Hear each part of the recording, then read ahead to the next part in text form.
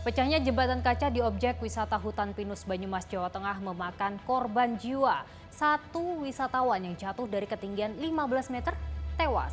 Lalu seperti apa seharusnya standar keamanan di objek wisata jembatan kaca? Saya Dana Paramita, kita diskusi.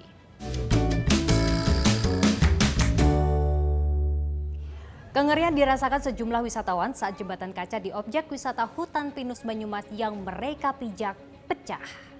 Dua wisatawan terjatuh dari ketinggian 15 meter.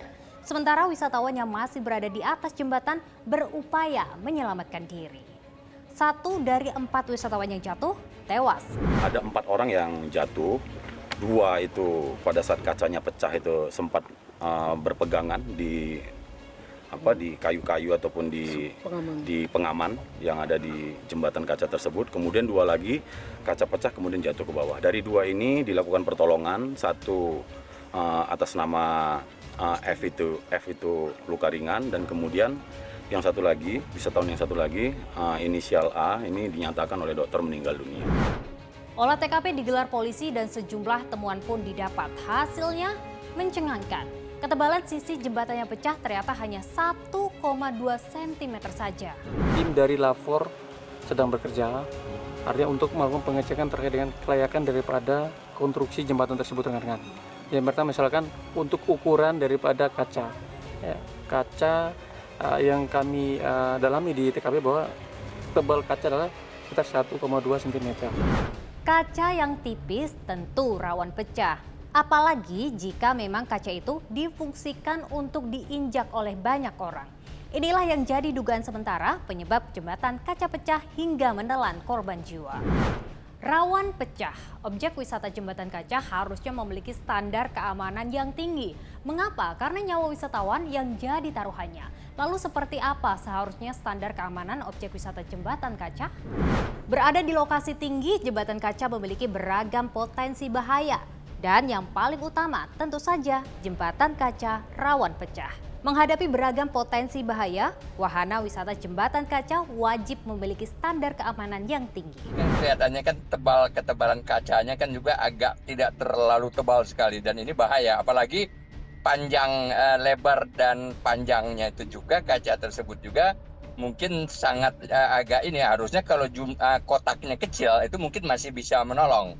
Tapi kalau ini, dan juga kedua adalah ada suatu spillway-nya, jadi ada suatu tempat pelarian bahwa dia harus ada penghalangnya. Jadi kalau orang jatuh ada penghalang jala di bawahnya.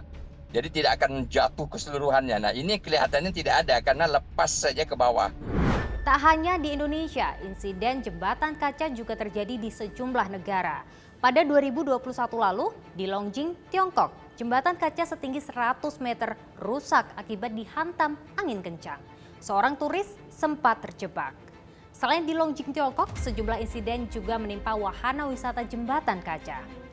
Masih dari Tiongkok, jembatan kaca setinggi 1080 meter di Yuntaishan Scenic Park retak. Insiden ini membuat wisatawan panik. Selanjutnya di Chicago, Amerika Serikat, lapisan pelindung Skydeck Wills Tower retak. Di Tennessee, Amerika Serikat, lantai kaca Skybridge pecah. Kaca pecah akibat seorang turis melompat di atasnya. Insiden demi insiden menimpa wahana wisata jembatan kaca. Pelajaran apa yang dipetik warga, utamanya dari jembatan kaca pecah di Banyumas?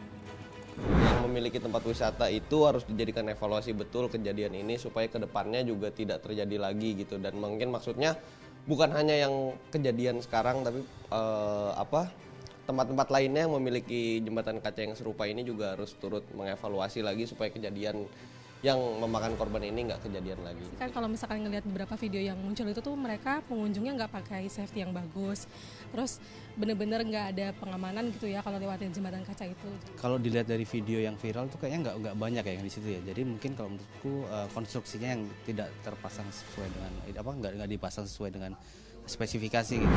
Jembatan kaca bisa dibilang sebagai objek wisata kekinian bagi warga. Jumlahnya memang belum banyak. Inilah yang membuat warga semakin penasaran untuk melihat seperti apa objek wisata jembatan kaca. Namun yang perlu menjadi catatan adalah bagi pengelola. untuk menerapkan standar keamanan yang tinggi, sementara bagi wisatawan, cermat-cermatlah memilih objek wisata yang aman dan juga nyaman bagi jiwa dan juga raga. Gimana menurut kalian? Kita lanjut diskusi di kolom komentar ya.